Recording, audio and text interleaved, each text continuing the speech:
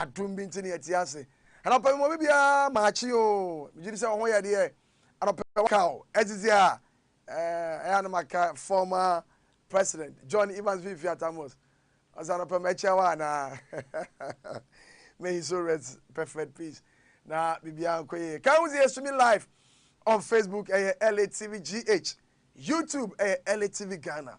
For comment, suggestions or predictions, bibia follow and like it.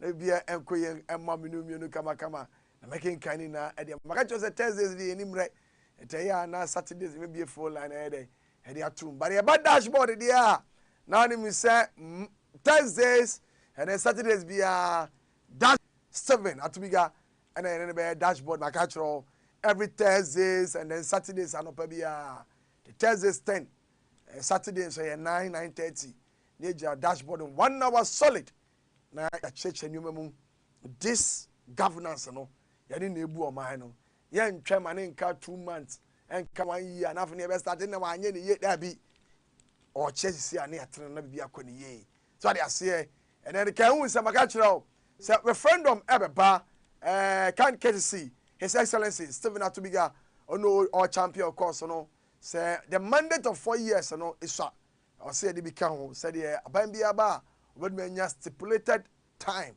enough time obetumi da ida adwuma no me excuse bi anka say 4 years na the man to me anya hwe this time no be say be go wachi in a professional way abusia me twa mo sima tete no ba can we say ending of this month it could be next week and the following 2 weeks. Now 1 year of front bench our LATV now me so manya 1 year wa ha say but the fortness no ombo pochi me no me na me the front bench e sha se ma LATV ai ahwem penifo aba politicians musicians ni areba nyame adman next week na just bless me ba na see kwen as a brothers omuna beba they are here to join and then my former school Ken UST Kwame Nkrumah University of Science and Technology I say Katanga Hall. Remember, no. The Jamans will be shame what I say. Now, if you're they will celebrate some more and have fun and thank God. So 1 year or the about LATV. And in penny no be able sharing ideas. No, why you mind? Eddie, can you say hand or so shame? May you have feeding in February be if it's Monday, question Monday be every blessed day. I catch yourself when you are the 2 LATV, remote to know money volume to time taste. Now we are remote to for secondary trim. And we hear some station beam. What do I say? Open craft from our bar, Ketuano. We bat 24 or from Bob Bohan and Papai. Where we? What do I say? There be a ha and a da. O son upon soya, what is the amount? LATV loud in Accra. Nabibia Akwe. We are for you, Wunti, and then I was saying.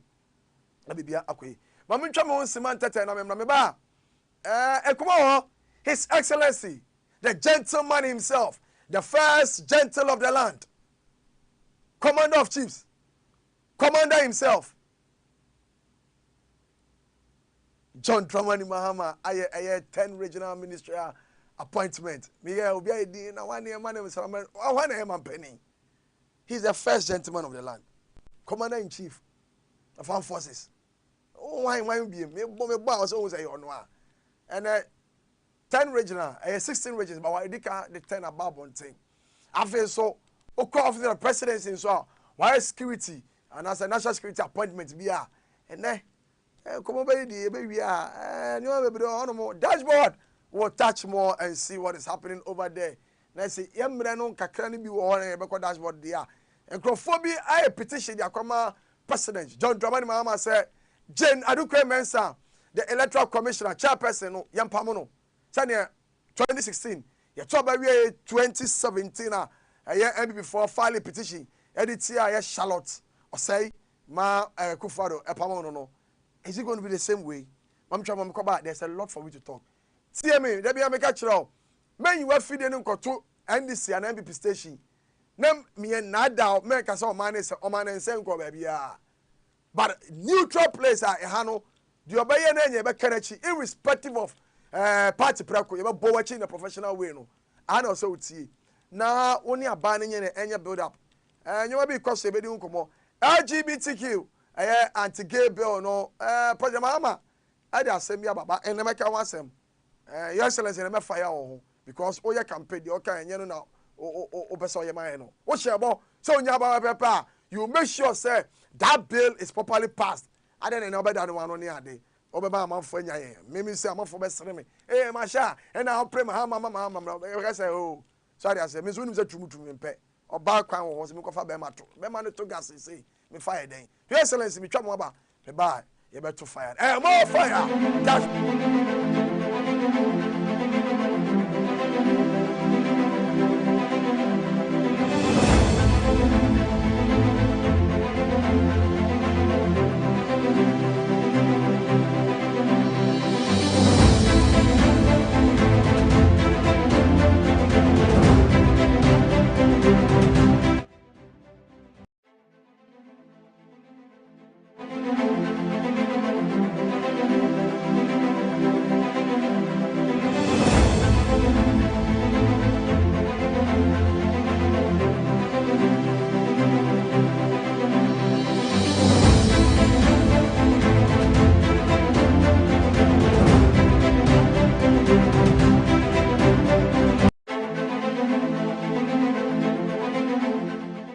by LA TV so me catch you say eguso e wa ha say na before then anopay where a letter from General Marshall to the office of the presidency His Excellency John Dramani Mahama and anopay odeshie ugonjani enua michiao Your Excellency I hope say be aboko de akoboko aba oya the Tuesday uja na so ne national security penifun na hia e wo ye o presidency uwie ya na fa flight and akọ boko in fact ade ba kwa me hu ye oboko a mani je ne se enka ne ke kwa na ne convoys be 40 50 60 but this time akọ boko no cars na ye trepe V8 ba akọ and asoja for car me ni di we ni manu ano no but in fact me hu pe na say no asama ka na obeye and Okoso, we have a back.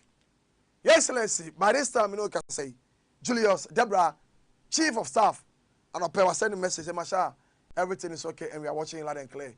Your Excellency, I need you, send you be your champion, the course, say, Yaminya, the Bias, and Bra, now 4 years, and the Betrasomano.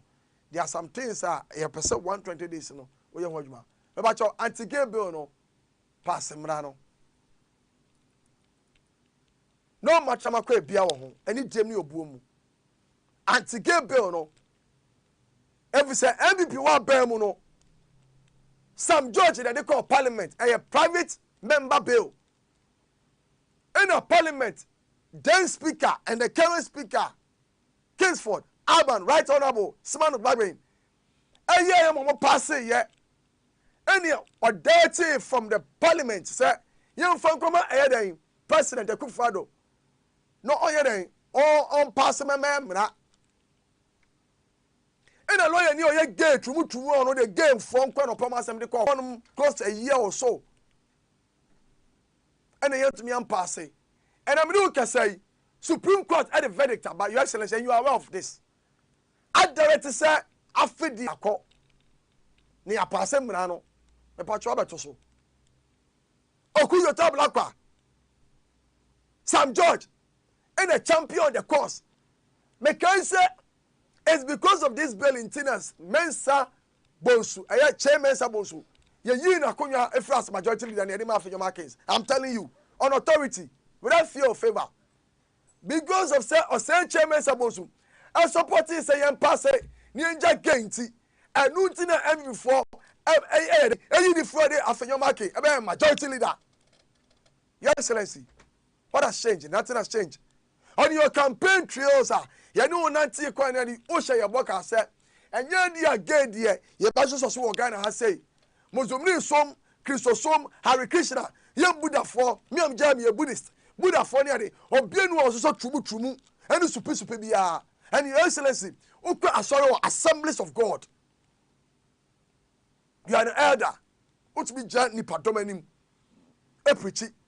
What sorry, Assemblies of God, Pentecost. And no one say they do not support. Do justice. Men can say we should enhance a moral teachings. Schools, but religious and more ye ye school mu dada ye chere dada your excellency e ma tanfu nyayen your excellency e ma bi before nyayen e ma tanfu nyayen samre ya me kan mampani Akufo-Addo o say ha ma sha za me ka chere me mo se me come ma on to me sign say Akufo-Addo to me sign prove him wrong say only he was in support there you do not support it because who was yere who ma wo ye mu ma so they say who ma omo be ware me kede na wo di birthday wo di one of man me referee din ebe ja say or single for now they say no work as all campaign cram and say obabi o me chene fan nko and your excellency if you able to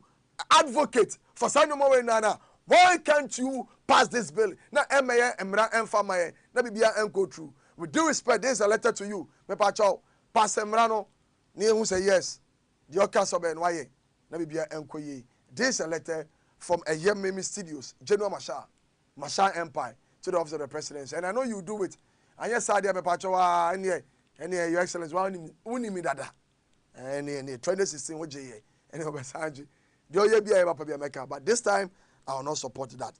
All right, my mentor is His Excellency Stephen Atubiga. Now I'm coming on dashboard and so na yendi and common you ni we anyoma esiko.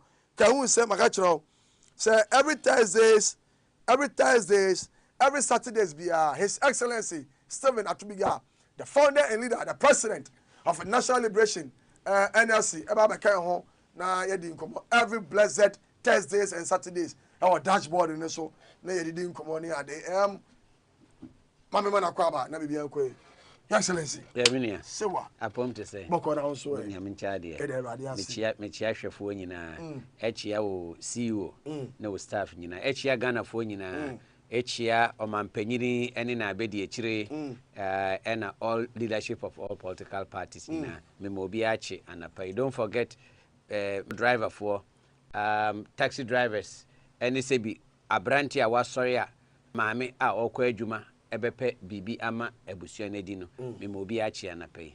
Oh, the excellency and a person on why effect. African way. You have to mission. Just say no African way na me bo. Yes. Ya share suit na ya bre. Ya bre. Ya say made in Ghana. Ye be made in Ghana, e be share made in Ghana. Ye be worry made in Ghana. Dabi. Ye be worry made in Ghana. Na say bia na bia abrofo nso bi. Yes, say no krata nti. Who say broni ticket tampo na asem na ba. Anya ne trabre no. Oh, your excellency. Yes. Wait just 2 minutes now you start here dashboard. Yes. On this anti-Gabriel one ceremony ade. Akodu mampeni mama one. That's what can I say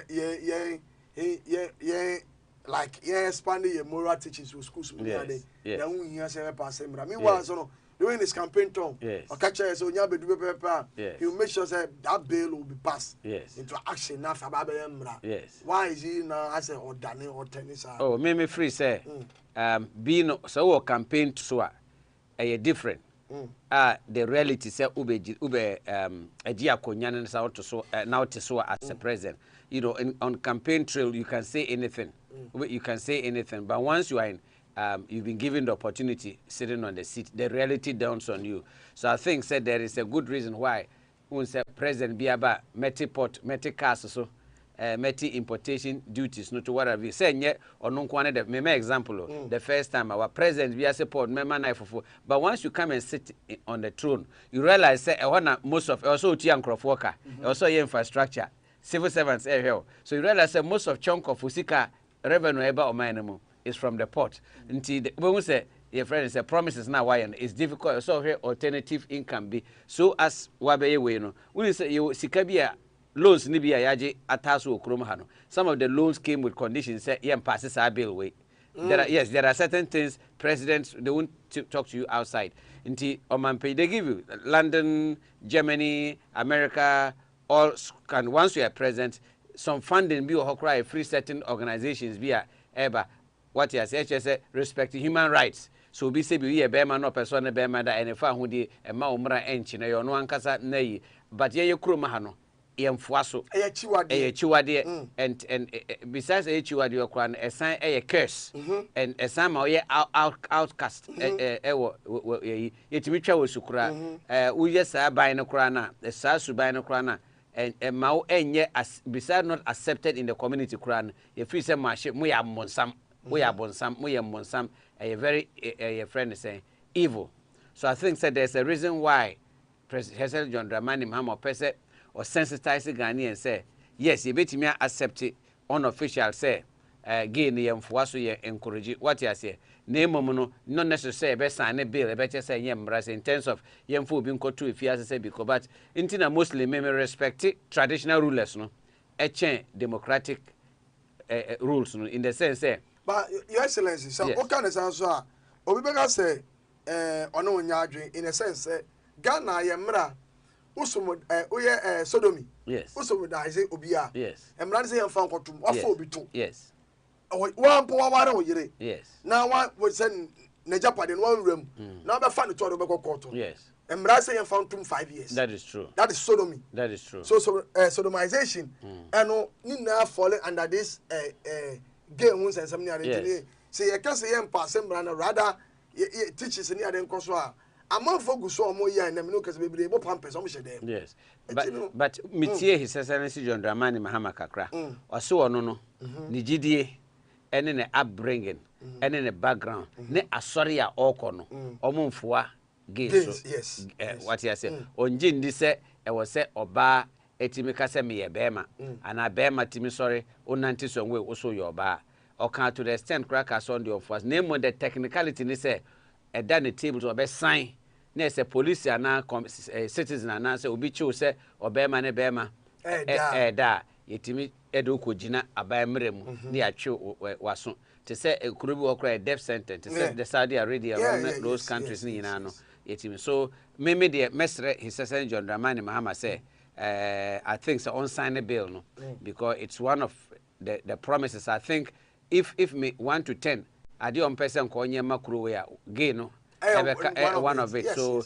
because you can say Sam George in a champion of course or parliament and NDC and then Ghanaians accepted it. So I will use this podium me pleadiama His Excellency John Dramani Mahama say man you can say because the attitude and the formal friends saying governors, I mean the former president, the former members of parliament, and MPP party executive said he said John Dramani Mahama, he wouldn't have the guts, he wouldn't have the zeal, he wouldn't have the courage to sign that bill. And of course, because someone more power. Yes, that time they know what is on table, and they couldn't do it. So as free say Ghana Nibia per se, he says John Dramani Mahama and the NDC government signed this bill when to prove say Kuruma not only is it a Christian nation that respects other religion like the Muslim religion, but also the Christianity which is the majority and your faith in the BBI in Christianity I think say on signing this bill because it's part and parcel of the promise. If you promise and fail, because I know say Wabana, she said John Dramani Mahama, we're turning new leaf. What he has here, we share the kind of appointments that all it shows say he's a new JDM. We share the kind of people new JDM or rewarded loyalty. Yes, we'll come there. So on here, maybe on signing on Mestre said John Dramani Mahama, whatever advices or more around him, Mestre, my big brother Julius Debra, and those allow his executive secretary Callistos, and then my own sister. Bauer, Joyce Bauer, yes, and then what's the Harry Sawyer? Your friend is saying Sawyer. I forgot her name. Around, and then Standogo and Co. They should quickly make sure that President John Dramani Mahama will sign the bill. You see, this bill is so important towards 2028. If you're signing good bill, there is nothing like it's good for 2028. If not, it's a lack of trust and Christians no doson. Yes. So yes. I think semester said. And I think that the reason why MPP LUC part of that bill. Part of that bill. The religious bodies themselves also champion or fight against if you cannot sign the then we cannot. Because Mekajas of Fompen Phobi was interviewed on 7th January. Yes. Independence. Maybe some almost say Mampeni Akufado. Edu bebu tunufo a no mfa. Me namfo be ka kire wo bronze. I think 96 I was in the US.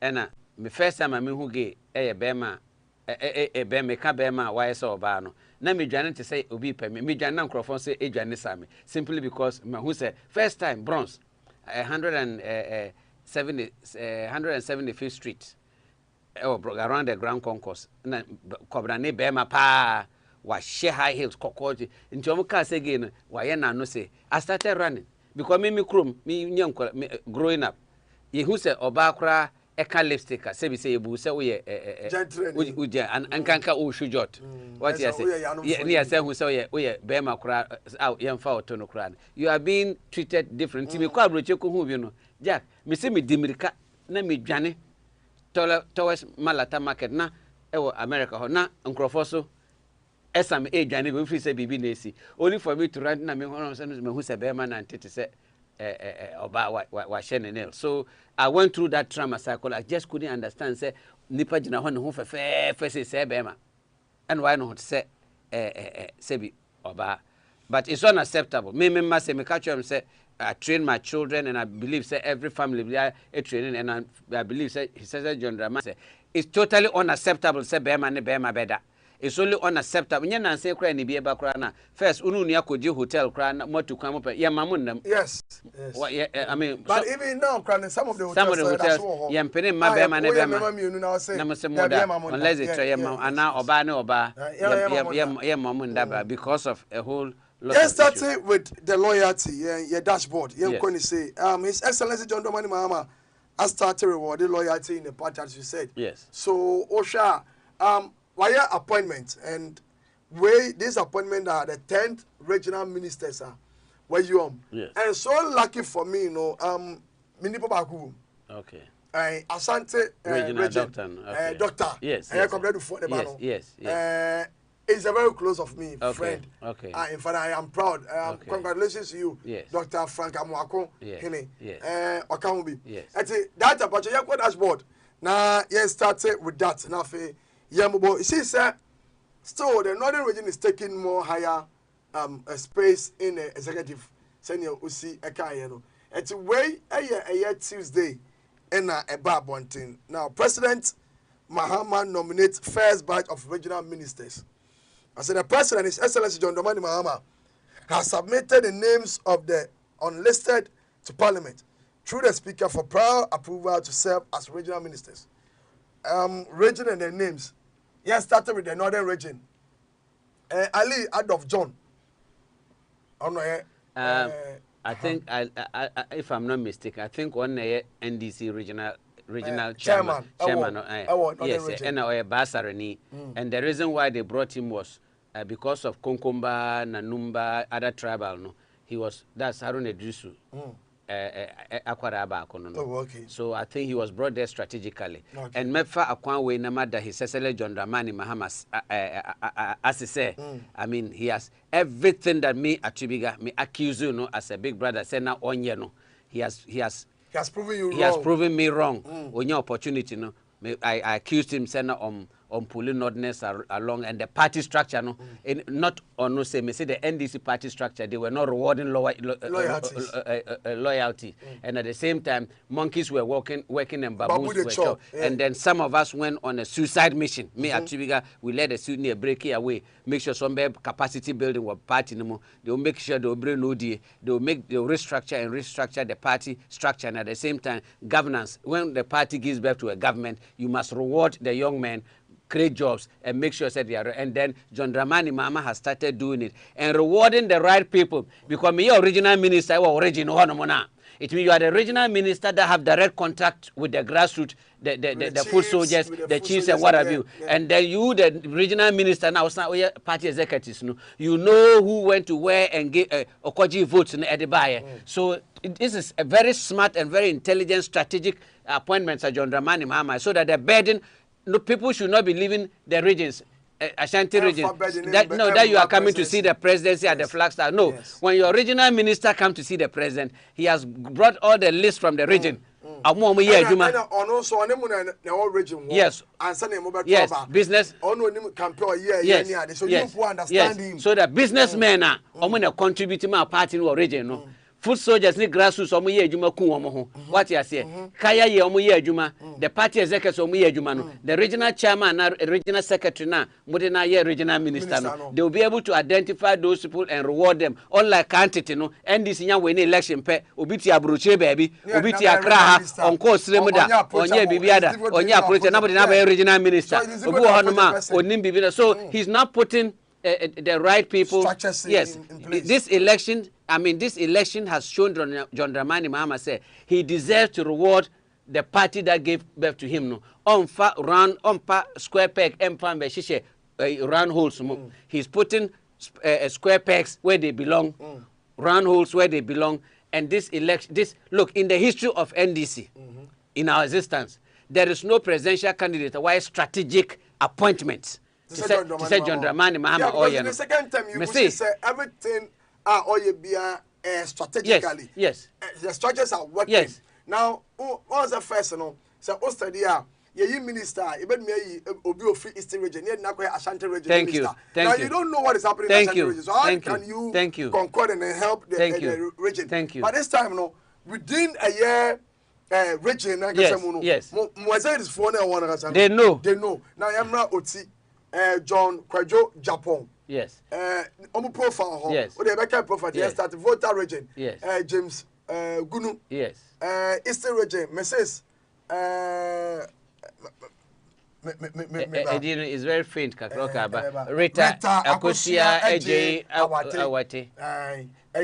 Eastern region. Yes. North East. Ibrahim Tia. Ibrahim Tia. Ashanti region. Miamadina. Yes. Dr. Frank Amwako Hine. Yes. Matisa Kwabnado for ban no. Yes, so such a regional secretary. So ne ba chamfo. So such a young man wa man regional minister no. Ne papa Ashanti region ho. Ne papa nso a very popular very well strategic person, so they can identify and hold votes Ashanti region deliver you know. Because it is on record. Yes. Unprecedented. Yes. And a year Frank Amwakohini any a year chairman. Yes. And on what majority seat yes. A friend say Ashanti region. Yes. And also breaking the record from 27% in the election, including Bachamfo using 34, 38. Yes. And in the same 92 no.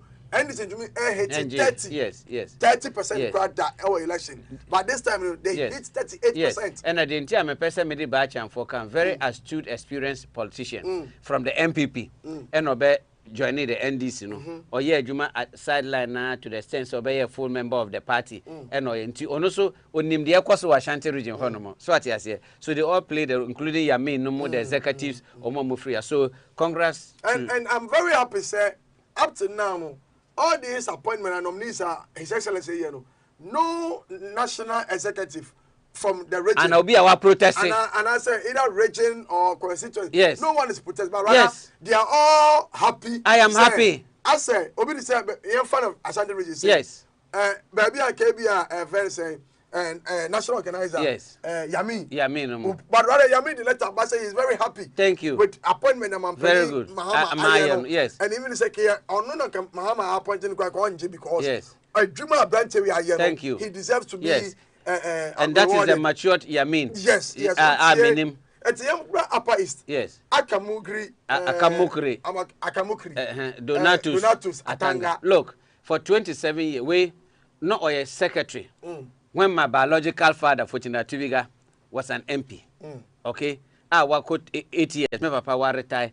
Obie no wakura that position no longest Eche Akamukri. And ye could be so contested primary to be a member of parliament in the region. Lusu Obie and then holding the front as a general secretary for the region no.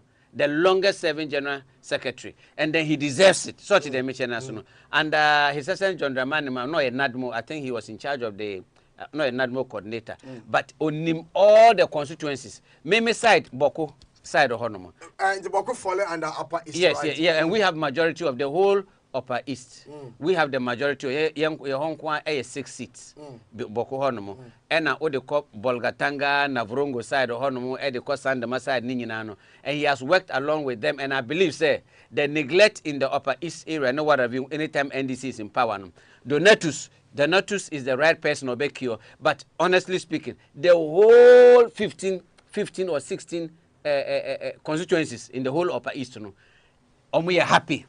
The best person on my choose, very strategic, and knowing Donatus personally and very well strategically, Donatus will make sure say a babu nubiano, omunya contractors constructions eba na obia kwa kwaje no he will only take you to the region. No, Donatus will make sure say you don't need to be a rich person. No, I enjoy. So I can see that this nomination appointment is entitled in a quote Obiabedidi.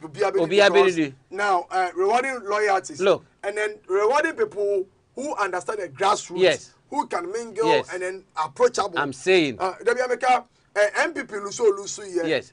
John Boydu is also one factor. Thank you. Time annoyed General Secretary. Yes. Run office. Yes. Yes. Because I did a campaign against him. Okay. And the new General Secretary near there. Okay. So with the names, yes. I'm okay. Now I have Charity Gardner. Very it's so beautiful. So Oba and Maso original. Yes. You know, Savannah Salisu. Yes. Ruby. Yes. And a Greater Accra or your MP Linda Oklo. Yes. Very nice. These are the 10 now. Very nice. Very now, nice. Young Komu profile. Yes. Okay. But you got next one. No. Young profile. And then I'll start with a Dr. Frank. I'm going to yes. Share the profile kakra. The reason why you deserve any other. Maybe data. You got the next one. So, Dr. Frank Amakwini is a medical professional. A medical doctor by profession. Yes. And a youth leader with expertise in healthcare, governance, and public service. Yes.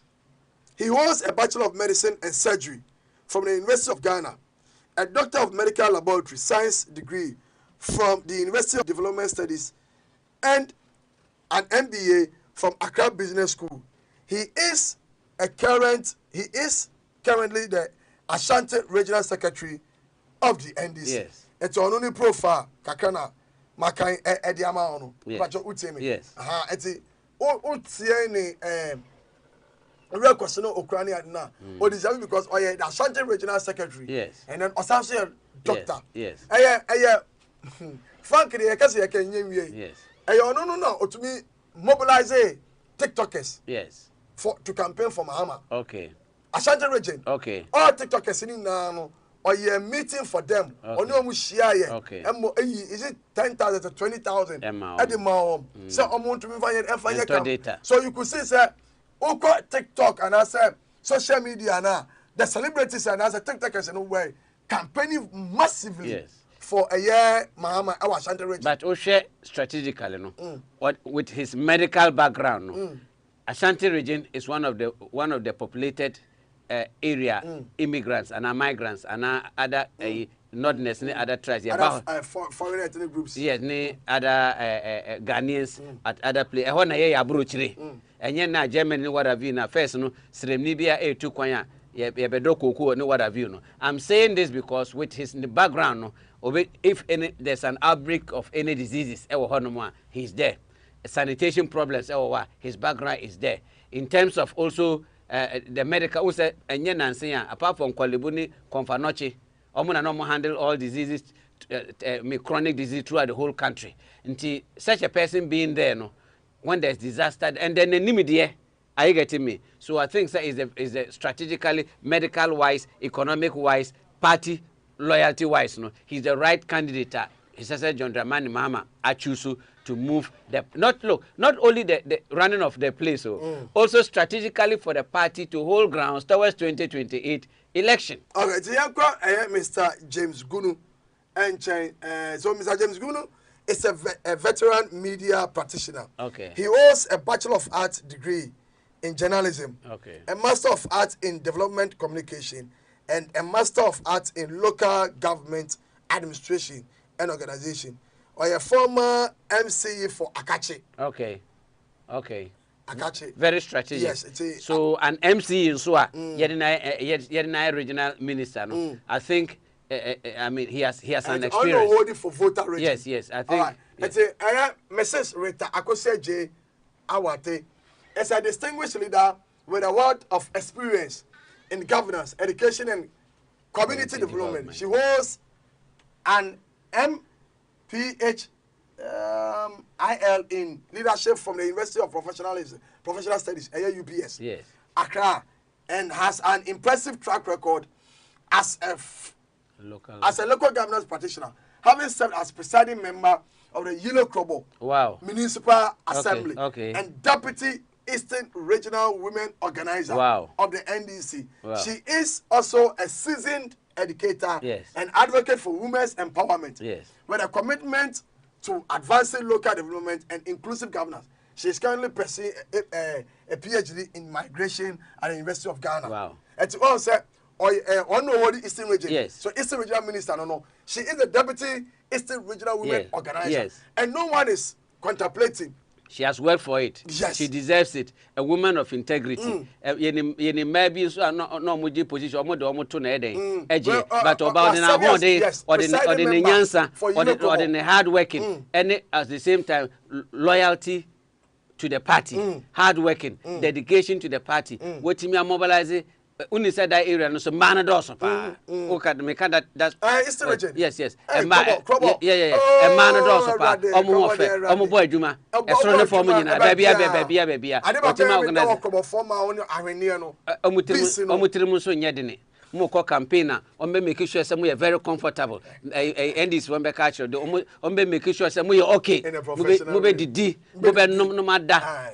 Mo be di soro e be di wo form nyina and then no so of pa.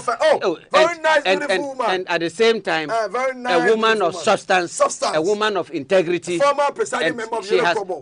Or the necessary education to back it. Everything. And Obanso why presiding member Ghana this assembly. It means you're tough. And congratulations to her. Right. And congratulations John Dramani Mahama. Another good one there. Okay, good one there. Mr. John Kwejo Ejapon. Mr. John Kwejo Ejapon Oti region. He is a business executive and a former member of parliament for the Akan constituency. Yes. He serves currently as the NDC regional chairman for the Oti region. Okay. He holds a Bachelor of Science degree in education from the University of Cape Coast. Yes. If I'm not mistaken, Nebra Penny, Japan Kojo, Kujo. On Oye, the first 92 Adeba, Nebra Penny, if I'm not mistaken, I think he's from the family. Okay. So if I'm not mistaken. The name sounds Japan, right. Yes. Japan. Ukadi Oko, Omoko Volta region, Side regional chairman, Okase. Kojo Omoyas and for no matter no. Yes. Former mayor of Ashanti region. Former mayor of Ashanti region. Bonsu. Person ye MP. So nyabo whatever. One day I think he's part of the family. Okay. And Oshaf Abusiana they've held on to the party very well. And I think he deserves it. Second topic. Yes. Mr. Akamugri Donatus. Yes. And so Upper East, right? Upper East. That's my man. Masters in Human Rights. Yes. And a Bachelor of Education degree in Social Studies. Yes. And Mathematics from the University of Education. Yes. He has previously served as a coordinator of the National School Feeding Program. Okay, and presiding member of the Bongo District Assembly. Yes. So I think he deserves it. And then Meda, His Excellency John Dramani Mahama, as I say, at my region, he has chosen the right person. For the right cause. For the right cause. And the right person who can feed the grassroots. I mean, normally grassroots need food soldiers. And they hear me. And then if you're able to win the grassroots. Look, I am the happiest man on this earth, sir. Wow. I am the happiest man, and God has blessed me to be alive this day to see, sir, to witness John Dramani Mahama the second coming and interpreting practically what I've been fighting my former party leadership for, what I've been chastising them for. Inti me de say, Masa, me da, it say ya cheme adikesi me who say Mbabunu no Freda Mr. Tubiga yedase. Some of the region omo Freda says Mr. Tubiga yedase say what sacrifice oh. It is Abuasre wa oji ne ba. Yes. Me many to change. All I wanted to see say how I've been neglected by the NDC. me call prison obi am behem obi am what you say my year adwuma e de me moja ne me bibia my 50 years that I'll be in this year no okay my 60th I've been an active member for over 29 years me bottom sika me de aboa party no me kan yapade and at the same time me koye me ala as a businessman I'm the only obi a min sika and I mean benefiting from anything from the NDC. Bisa serial callers. Oh, that one I'm aware. I can attest to that. Me na me top phones mo ebo credit. Even while I was away from the party, I was still supporting them, still supporting some today. So and then his son John Dramani Mama. Your vision was to see the reform. To see the NDC that Rollins created. Yes, the word comrade. Comrade means that if I don't eat, you don't eat. Comrade means that check up on a brother, irrespective so or your foot soldier, irrespective say or your kaya, irrespective say on yobia. Once you are party member, check on your brother and make sure that you share bread. And if they make you a president or a minister, and you are who no sika no to me, they've given you the opportunity, besides delivering good governance, take care of the NDC. That is how Rollins did it. And Midasa said, I've been a living testimony, and I'm so grateful. Mr. Ali Adolf John, Ono NAA Northern Region, yes, Minister designate. Yes. He is an education professional, having served as a tutor, circuit supervisor, and desk officer within the Ghana Education Service structure. He holds a Bachelor of Education and Masters in Technology degrees from the University of Education, Winneba. He is currently the Northern Regional Chairman of the NDC. Yes. Oshe ye no no. And this Ashanti Rina sometimes obia obehu no bi kasa different na or ye immigrant. Nti ye nordness no yetimi wo faako bebre na languages na dialects no cry there edoso. So there were a lot of the bagoon bears this and so they thought it wise bringing Adolf to come and balance the equation. Me mama e konkombani.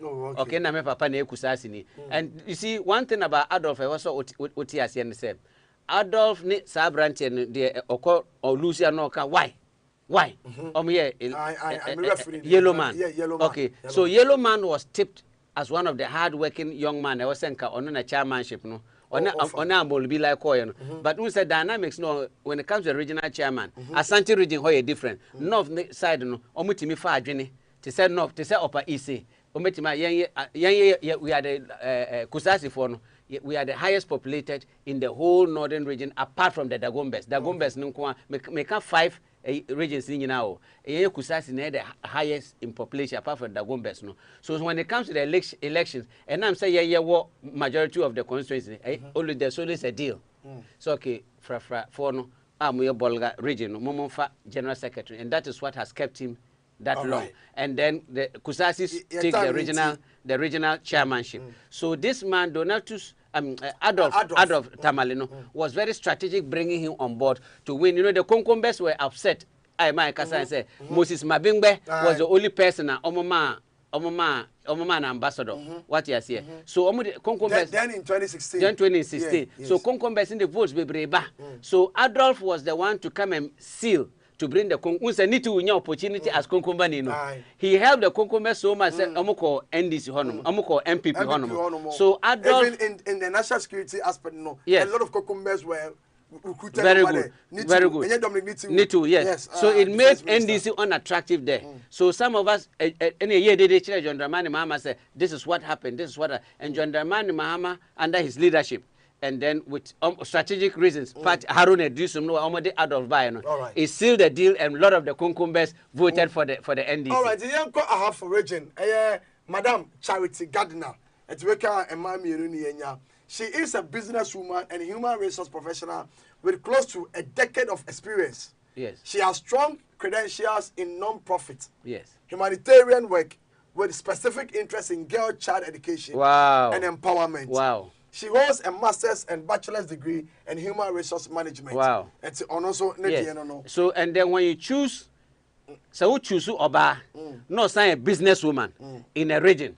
What you say? It means you've chosen a mother for the region. You've chosen a mother, no or share or party mbabuno or the same to emphasize on a man and a man who's no votes no. And then over making sure say a ma bank na ye baby you know. With her experience as a businesswoman, she knows where the resources will go to help the woman. Because baby or more woman is sika. waboa a whole community nyɛ sɛ n'adwuma no nko a because yɛnyi no yɛ free poor area te sɛ bendore mu ɔbaa bi wɔ hɔ nom a ɔtɔn aduane a ohun akwaraa bi ɔte aduane ne bi ma ne di what you say ɔte bi ma ne onim akwaraa wey orphan what have you so John Dramani Mahama another strategic appointment that why eti yanko Mr. Salisu B Awurubi. Yes. He's a law lecturer, lawyer, valuation professional and development expert. He has previously served as district chief executive of the Central Gonja district. Yes. General. General. What you say, yeah, they be a catcher say. Gonja for the world. And some people are very good in the classroom. Yes, they are not good in handling offices. Yes. Okay. You remember I told you some judges are very good in the offices. But if you put them on the bench, he will find everybody guilty because maybe on any Iraq or the emotions whereby bench. So I think this is a very strategic appointment. Yes, he understands. Yes. It means or respecting human rights. Yes. Practically, we're defending Crawford Bebre, actually Crawford, they are lawyers. So most of the lawyers, it means he has been able to groom. It is Savannah region. Yes, so that is my place. Gonja. Yes. Gonja. And they are my in-laws. They are my in-laws. Yeah, no. Gonja for the. I only your in-laws. They are very straightforward. They keep their word, and if they tell you they will do A, they will do A. And so that is President John Dramani Mahama. Yes. We'll do A. Yes. They are doing Gonjas are very helpful. They are very supportive, and they have the luck in terms of say, you never lack anything. You never lack. I don't know. Where Savannah region. He also holds a professional qualifying certificate in law from the Ghana School of Law, Masters in Law degree from the University of Ghana, Bachelor of Law and Bachelor of Science in Lands Economy from the Kwame Nkrumah University of Science and Technology. Next person, Honorable Linda Oklo, and that's a matre. Very good. A matre. A balanced equation. But how? It's our MP. Yes. Greater Accra. Yes. She is a member of parliament for the Shai Osudoku constituency. Yes. She holds Bachelor of Science degree in administration, banking and finance options from the University of Ghana. Me who say ma oba appointment with this area here, who say everything is built controlled by men. What especially our greater Accra, Ahana or mine war, Ahana the heartbeat of Ghana. The competition is so high. What you say? Ashimo Munina or Honomone, other people, Sylvester Mensa Munina or Honom. I'm talking about the astute Ghana people who contributing to the NDC and a Mabebre getting the opportunity to choose this woman. It means she carries a lot of experience. And we are some protesting here. Yes, in Chinam a profanity, and I'm a and this greater Accra. And no, not a single person who protested say, and yes, I want fatao, but they believe say it be a year a day. But thank you to John Dramani Mahama for giving this woman an opportunity. Yeah, kind of is near your first topic, and then we try and then dissect the second one. And of his Mr. Ibrahim Tia, he is a public health, finance, and local government professional with expertise in systems management, public relations, and health financing. He has extensive experience, including his work with the National Health Insurance Scheme, where he rose from the position of district manager to deputy regional manager for the Northern Regional Office of the NHIA. He holds a Bachelor of Science degree in Information and Communication Technology, a postgraduate diploma in Management Studies, and a mini MBA in Project Management. Mr. Ibrahim Tia has served as the Regional Secretary of the NDC in the North East region since 2019. Yes. It's really the final one. Yes, I think that he deserves it. Nisivia, what he has now. I think his assistant John Dramani Mahama has definitely gotten it right. Appointments now.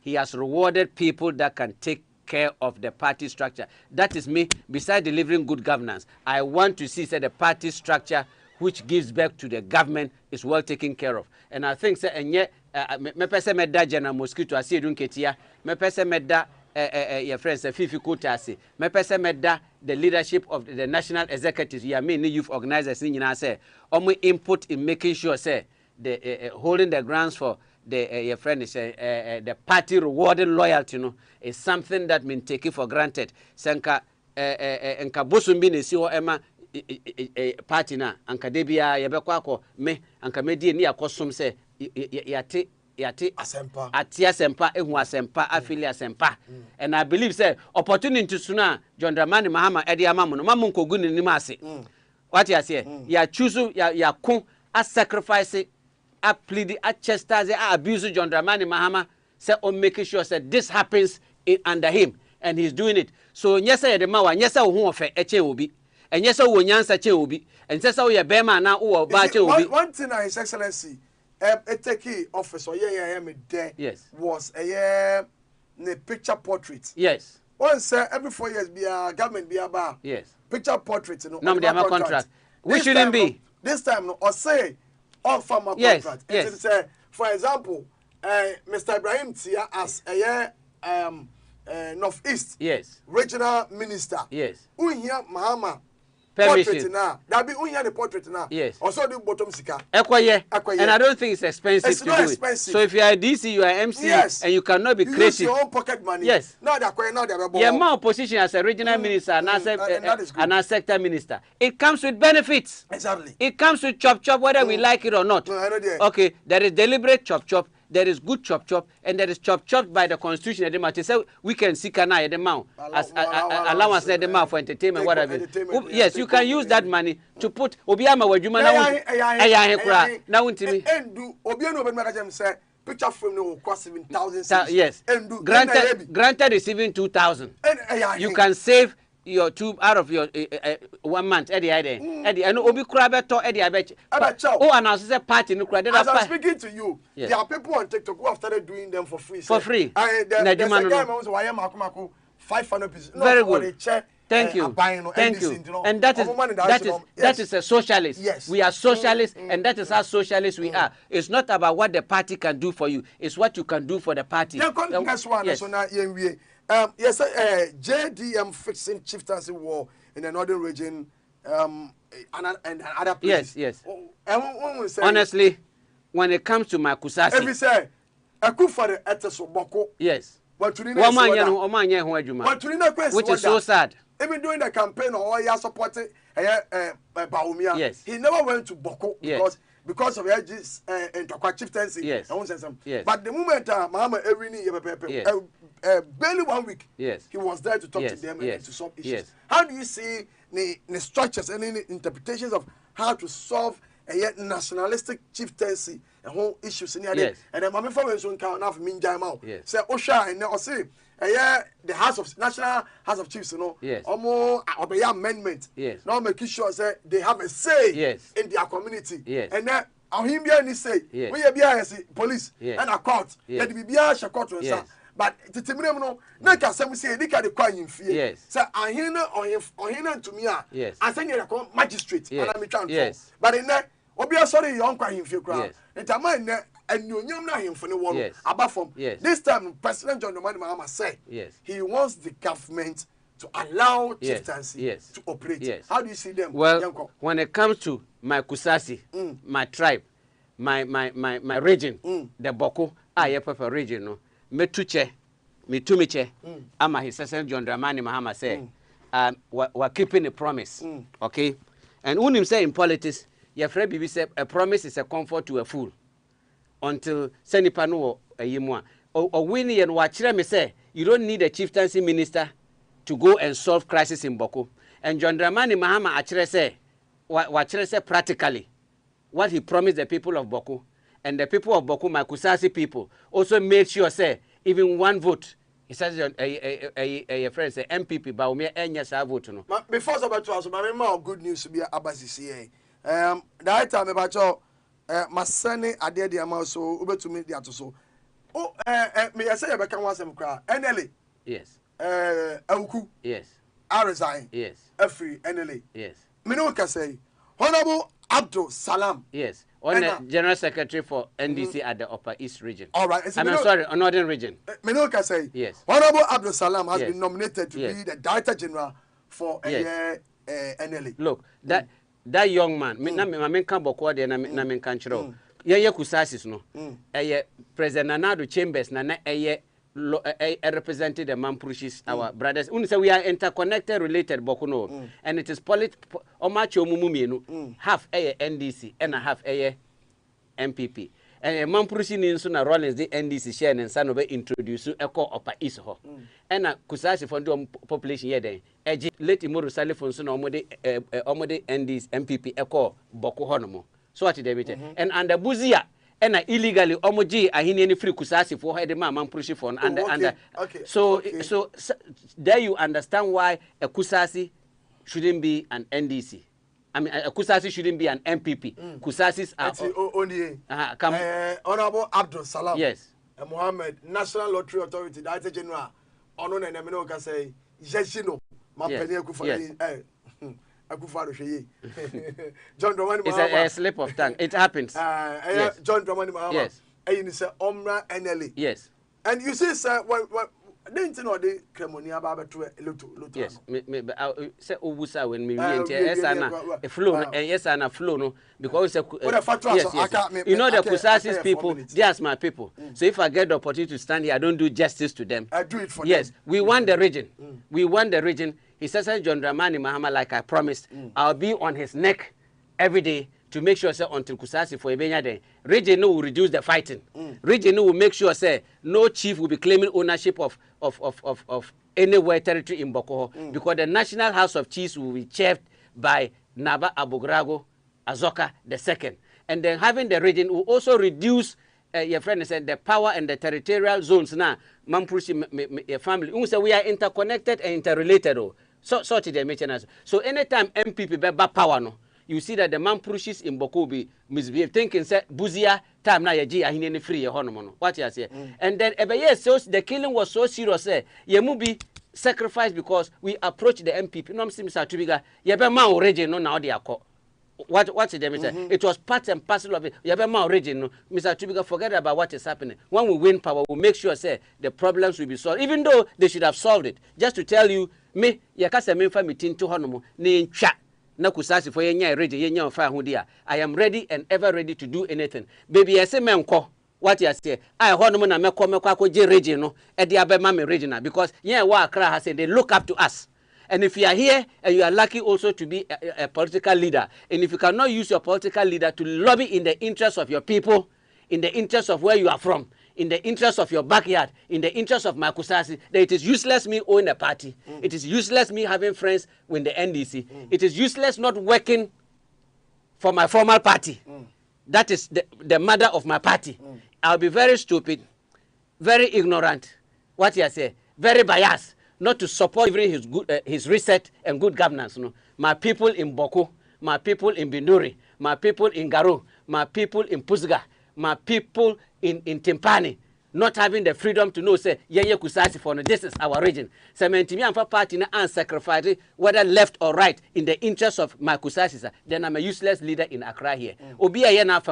So I want to tell the people of Kusasi, say, whatever Yebu contribute to support our candidate, Mahama Ayarga, his voice, Dr. Hassan Ayarga, all of us making sure, say, he said, John Dramani Mahama, ebe deliver your region Amaye. That is all I want from my former party. And I'm willing to sacrifice to make sure, say, that is my dream. Right. But Obiti says salam. I was a member of the Presidential Reconciliation Team, the highest reconciliation team that from the presidency in the country. It had its, you were the right to terminate a minister's appointment, to withdraw a parliamentary candidate, to withdraw even a DC. That was the power. Myself, Alhaji Yusuf Mama was the chairman, Faustina Nelson, Bid Zedin, Faustina Nelson, Kofi Ato. We are about 10. Okay? You call every constituency. When we go to Tamale, this young man, I'm talking about before 2012 election, this young man wept. We all wept. Alhaji Hudi I was a member. I was a member. You know what happened? During the war, there was Kokomba and Numba's war with the Dagombes. This guy was supposed to be the national health. This young man, my younger brother, Salam, very close, was a national health insurance, one of the rep.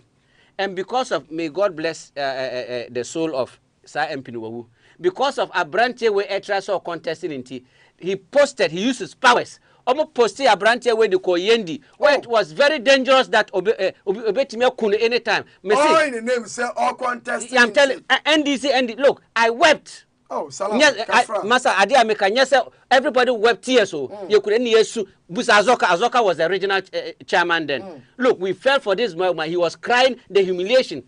Kwamna Atua Aquarano. Okay. They groomed him. They gave him that position. What man MC Ukra said the Abrante Bibia, that former MP na Waka Babino came and sabotaged that young man no free honomo. Wampaba, and they also accused him for 2020 defeat. They accused him so on the MPP, Juma, what have you, what have you? Look, I told the young man, whatever I can do to make sure society any Jumano. That time, Sebi, me name bra in those days, it didn't. So strategically, John Dramani Mahama are rewarded. Let me tell you how powerful it is. Our committee in the report. Look, it is our committee that made them recommended the removal of Dufour. Put me on record. Myself and Bitzedin were taking the minutes of they brief us first. And Sana party executive be brief what is happening in your constituency before they come and meet us with their problems. And that is how we did that. We said 2012 election was very smooth. And I can beat my chest say Mumusa Jinapoti as among the whole committee, Minkwana Manji Pediem. Energy Minister. Yes, Mumusano. Minkwana Manji Pediem. Just to tell people, say, I sacrifice for my party, I sacrifice for my constituency, I sacrifice in the interest of this party, not demanding anything. Because Rollins are training, say, it's what you can do for the party, not what the party can do for you. That is why, look, and I'm a very truthful young man, I want MPP to come and say, and Obia say, oh mama, Tubiga Capre and Amaje Capre. Car me driver, Ibrahim na de chair me. So I don't have any other stronger car. Who say me treat any ABR V8 mono? I lease them. What you say? I'm in the Quran. So just to tell you, sir, today I'm eating an humble pie because whatever I accuse my big brother John Dramani Mahama, sir, under his leadership, one Yama party accused us don't get your fifi today. They are doing it. And if they are doing it, why should I keep criticizing them? If they are doing it, why should I muddy the waters? Because country good, country no good. We all day inside. Country good, country no good. We all day inside. Where a dashboard?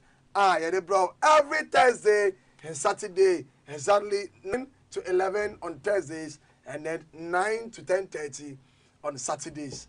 With His Excellency Stephen Atubiga. And I'm the best. Na representatives from both sides here NDC NPP Baba Transi na yedi nkomo ahwe oman nsambia ekoso eni ade dashboard bia bo so hwe na ebeboa na me last word say me appeal to my mother party NDC members say President John Dramani Mahama embo udia when I think just have patience and let's face the reality. Say, yes, and appointments. So you can be a politician, but you can still run some businesses on the side.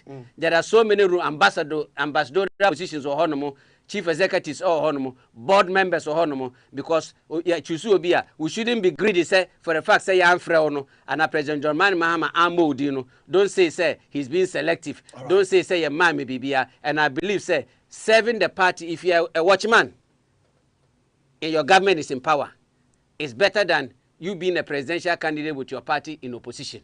But we have accepted, say, as opposition leaders, it's a smaller party, we have supported, card-bearing members, but we are live sympathizers of my former party, NDC, But we use our smaller party to support, to see, say, the 24-hour economy, resetting of the economy is achieved under His Excellency John Dramani Mahama. Thank you very much, Your Excellency. I have the dashboard ABC. But I can't wait na yanko. KK from Kaswa. I say KK.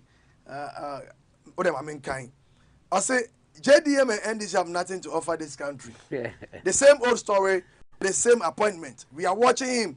He should start delivering his promises to Ghanaians. We will keep reminding him of his promises, which gave him power. Kudos to Howard Mavis. Honorable Howard Mavis Kumsin from KK Kaswa. KK, what's why you channel? because I don't want to do any attack any other. That is your comment. But can you say SSJ John Money Mama after 1 week our office? Let's give him enough time. I say honeymoon here there 120 days contract. No, let's see the work he will do for Mother Ghana, and then we'll start everything. Me Mekoba Samuel Yao Azi communication officer Edema NDC. Omabetrase Akwa Afo also communication officer Edema MPP. Omabetrase ni atwaso. Me twa mo aba isi a just 1 minute.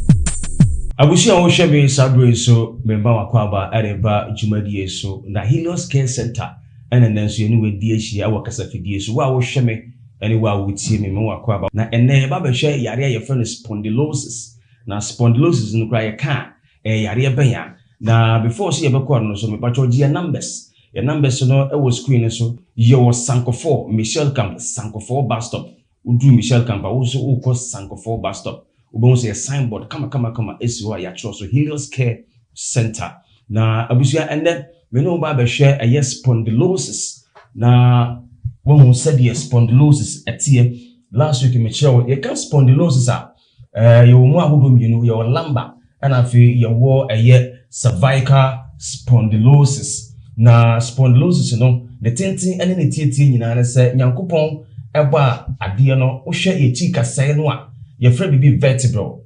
Now vertebral no any sadi ya da hai into bo say we tika say na say spine no and no any vertebral no. Na vertebral no aye numpe ya toatoa numpe mako be say 33 and as be aduasa miensa 33 columns of bones and ya toatoa. Na baby ya toa numpe ni bia no ade bi on my friend desk. Na desk no abusia say wo hwe ha no mu a ba cho hwe ha yi ma me pa.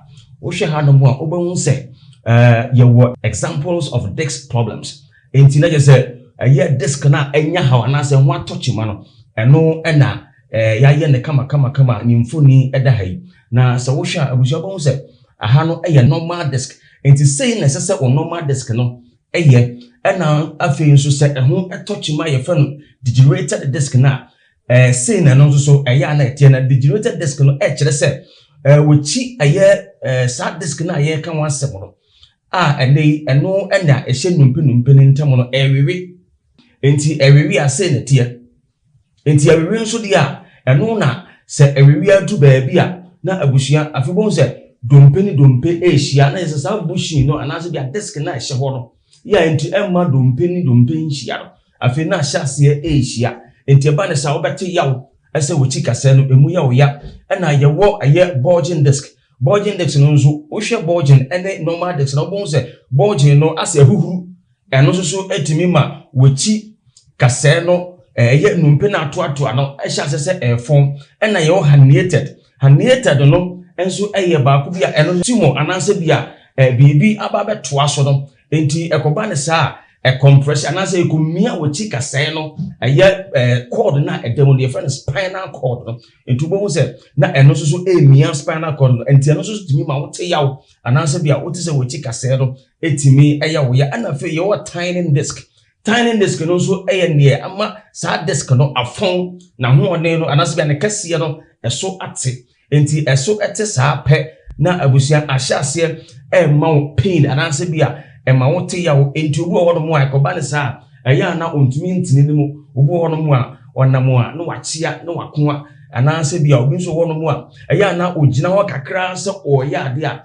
wote nka se ne ya enti wenum nyina sei na otwedi ampo Nyankopon ye chi kase no enti akoba se bia ene oyo obi a wotate se wo chi kase wo ya na kyerɛ sɛ na ɛteɛ enti abusua de yɛ kan sɛ obomɔden ade ba Helios Care Center yɛbɛhwɛ na yɛyi afuro so afei yɛhwɛ ha obohu sɛ yɛwɔ bibi a yɛakyerɛ hɔ lumbar spine no nso kyerɛ wo sɛ de medi kan ka kyerɛ wo sɛ kɔba sɛ bia wo spondylosis na wanya no ayɛ lumbar spondylosis a sei na ɛteɛ na kyerɛ sɛ wiase akukura wiase adwuma a yɛkɔba yɛkɔto yɛsɔre nyinaa no na dompe no disk na ɛhyɛ yɛchi kasa no mu no na ɛno nso so ɛwiwi ayɛ sɛ shock absorbers no saa ɛna teɛ ɛna obi nso anade deɛ ne ɛyɛ kaa akwanhyia enti bomɔden ansa ne nyinaa no sɛ woyɛ obi a wowɔ saa problem wo a wode bɛba na Helios Care yɛbɛsa yareɛ no enti gye numbers no yɛwɔ Sankofo bus stop ɛwɔ Michelle Camp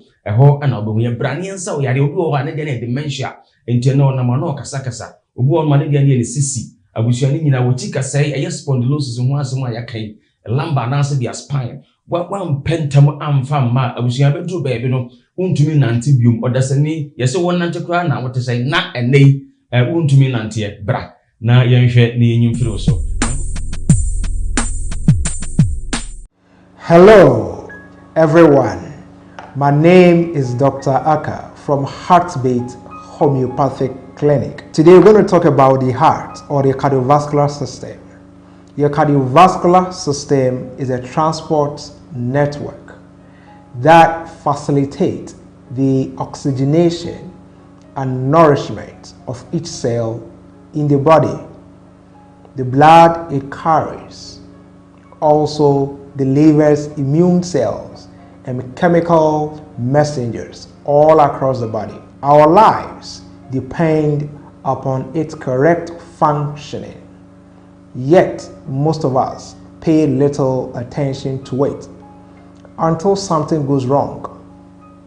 It is wrong, oh yes, it is, to think of the cardiovascular system as a realm of health issues of the elderly, because the problems which ultimately lead to cardiovascular disease can very much have their roots in our earlier years.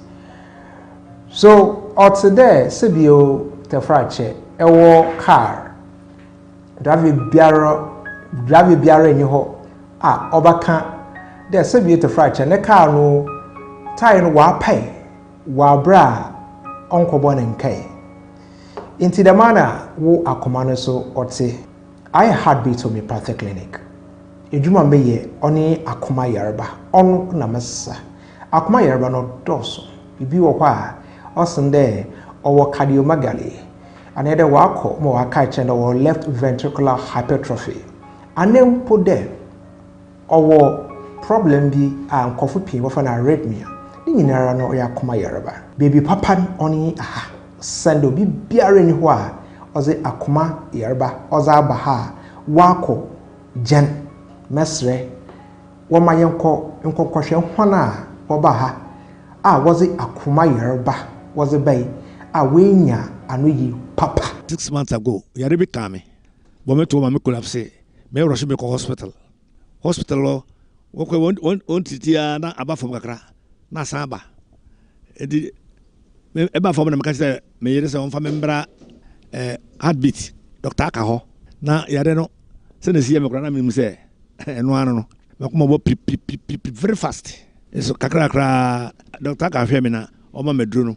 Eba for moi kosi. Inti every 2 weeks be ada maba review. Every 2 weeks be maba review sa kosi sometime. Say my effort. Say my effort. O pa kura yen na say bobox. Me wo me ba no 3 months. Say enko test. Enko test no. Say onya holding in heart. Inti ema doctor for say enko test. Ya ko test bebre or hospital kese or Ghana ha. Papers ni. Inti say o letter de mai no. Me yehwe letter no say me ba no 3 months de enya de obetimi anyankon nti ye free hospital no ya bembuye na enim bebia be ko biem nti nyame adom ye bedu fie na ye hwe TV na ehu Dr. Anka free Heartbeat Homeopathic Clinic na ede ye ni kire ho no nyame adom sese abofra no ho anton 1 year 3 months ni nti no ho anton ono ngasa o diagro odidi oye bibia fine nti ɛnyɛ sɛ yɛbɔ po anaa yɛtwa ntɔ me ne me wife papers a yɛyɛɛ no test a ɔma yɛyɛɛ no scan a ɔma yɛtwa ne nyinaa nni ɛpɛ dɛ wakoma yareba no yɛsa ma ɔkɔ a yɛnka yɛ surgery nkotens a ɔde ahwehwɛ m'akyira kwan ɛbɛhu yɛn wɔ Cape Coast borɔno bi wɔ hɔ wɔfrɛ no menya menwu ɛkɔ boase a wɔn no wɔ Ashanti region nyinara wɔn brɛ boase wɔbɛhu yɛn wɔ Time FM Nature hɔ Nyameso Mugabe Junction ɛkɔ Sunyani a Bono region fo Tamale fo nyinara no sɛ wɔba Sunyani a wɔn bisa Sunyani Teaching Hospital second gate ne nhwɛni mu pɛnkwase na wɔfrɛ no na obi biara a ɔpɛ dɛ ohuma nkasa zemu wankran mo Accra eba Accra bisa La Paz edo La Paz a Indomie clinic bisa Nyameche traffic light yɛ abrosan kɛse bi si hɔ wɔfa no Kata hostel Nature hɔ school bi hɔ wɔfa no Crown Prince Academy mene hyɛ wall eba mɔboa dodo mesew mɔboa dodo.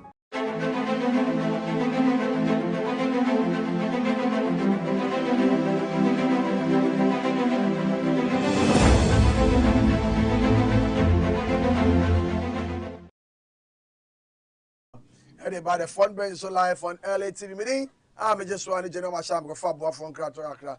By Menoka say National Communication Team member Penipa Edema NDC H Amayokono Ababetanasi. Now and a year Honorable Kojowusu Echo for vetting as MC for a dropping constituency. The sale also one day Empire Bon Quatente de Mano. Say and all crop vets and I did be sending Biana, Radim Biana Dream. Not to be Yano. He deserves to be the MC for that constituency. Was for Point to Mama NDC. And then John Dramani Mama, why are they? So we'll be a queen at the say they should go on filing. Meaning, Sir Quajodia, a wow nipa. Let me be a Ebekoyo. I wish you all the best in your endeavors, Emma and Honorable Mwakaba. It has say. I probably say. Nyamiadu now so. Nyamiadu more. All right. Kojo call for. Yeah, Kojo. Kojo, the American say, Charlie, we wish you all the best. You did say, Nyamia, or boy, we age mama party ni sa besineno. Sanya kuponu so be show. Na what you also ka amabe MC Eddie Amadra in constituency. Nyamin shawde. Nyamin di we nim kan. Na tibidi nkunim. Ne di nkuna nyina ye betana na mo na mfa enigine osebo enje wo so eda se yo mekoso eda omampeni John Mahama ase mechia na pawe na machia national executives ni constituency executives nyina na machia kponkata maso person fo nyina so na me branch kpon Roman branch mechia kpon Roman branch fo nyina eda wase. All right. Yeah. You better start the topic about my main video. You better share the mommy. Okay. In fact, Saturday, may maybe a phone lines. In fact, some of the NDC national tax, a boy Juma. Okay. A boy Juma pa. Now this video, Etiwa, former MC. No, and Nima where we are going to them after elections. And a year, all that team for ya be. Abora na enyom be yie pie na enyom data patch of a video neto so na Ghana for enhwe so ade we na the question is hwe enyoma oguni dem when warranty boot TV fertilizers first say hwe corn mill, granny machine, TV na boy, TV na down, TV na die. So, right, Accra, Ghana. Shanyoma moto. Odi ebeba omo nyoma, omo guso mu yiba. Eni emu e friend say, if you are so am omo bi so sika egumenya bi nie. Oil na ne way street lights. Now, what free officer? Why do you pack these things into your house? Is it a problem Ghana is having? Yeah, must say emotions. Any other say we chastise people wrongly. As a former MC, what free up? Why do you pack all these things into your house? What do you compare day? 2028, what do you campaign and now the bed go ahead thing.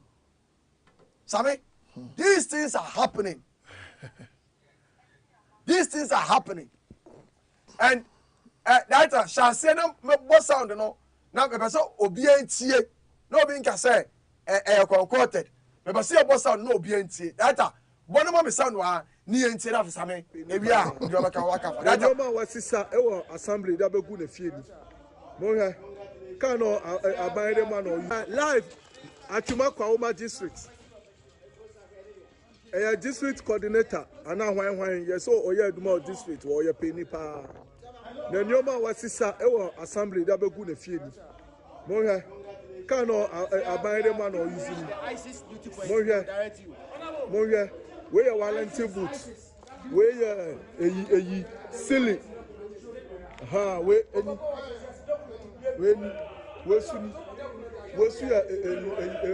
chemicals fertilizer, street bulb, NASCO, a fridge, motor nini, bulbs, street lights. Yoma bebre. Oh, yoma bebre gudamo. Aya bedroom ma. Aya bedroom ma. Where sikai?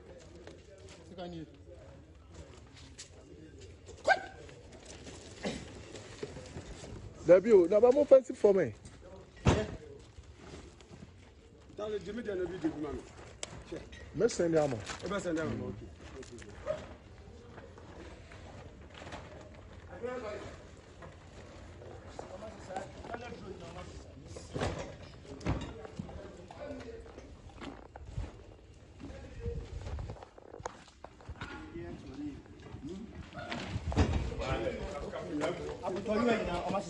Hey, Asemo.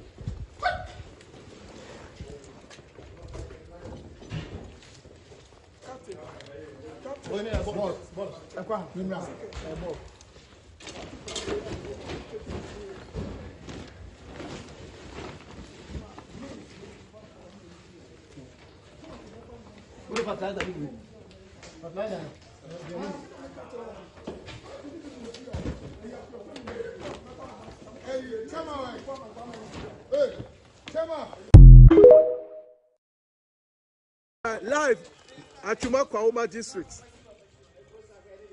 A district coordinator and now when yes so oye aduma district or oye penny pa. Na nyoma wasisa e wo assembly. Yeah, Atuma Kwahoma district. Yeah.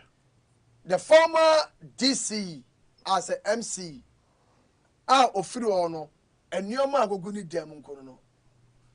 Sami? No, some of this is a joke. And this is because when they a government asset, on mine, me no me taxpayers money. You see, can you that on your money now? And it's all free Bema. I don't know. No, me I don't know. Do when now come? Sammy, just imagine. One say, sir, property grabbing, government looting, before I hear for the past 8 years. State capture ama ufi impenimfo no so abedun kware so bia ye bia ntin bi sam mun sentin kan bi du ewini sa 2024 election we dia ene anka mafia ban mu na anka Ghana for kan say na ene say una ma na obi age o ka fi hun sem because sabi wo hwe sa no ma wo nyina wa pack egu ni fie ya dodo na aya people live with disability for location fund no ma no people live with disability. Almost normal. Yes, okay. Because every year government makes allocation to the assembly. FPWD for people living with disability. Now, oh, there are some saying it be a corn mill, it be a sewing machine. Those who are more artisans, no, are buying at the bomb and more fertilizer to support farmers. But what I can know in Anna Osha fertilizer, I mean fertilizer, I must have a bomb one who go mufie.